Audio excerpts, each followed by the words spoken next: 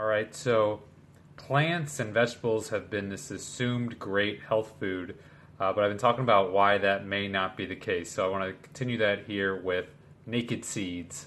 So plants with naked seeds, they don't want their offspring to be eaten by predators and taken off to another location. They want them to stay and reproduce right where they are.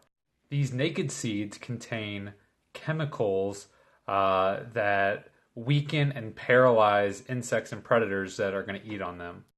One of these substances is called phytates or anti-nutrients, and these prevent the absorption of minerals in the diet.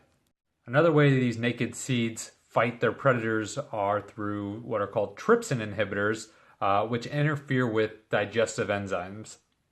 And a third thing these naked seeds have are something called lectins, which we talked about, that disrupt cellular messaging by opening up gap junctions in the intestinal wall barrier, causing something called leaky gut. So those marketing companies that are telling us how healthy whole grains are actually contain all three in the whole, the husk, and the bran.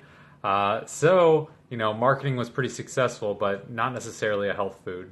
Okay, so I got two cool examples of how plants have evolved to become quite smart at dissuading predators from eating them. Okay, so the first example are plants that have a circadian rhythm, just like we have a circadian rhythm, but they produce insecticide at the time of day that the predators are most likely to eat them.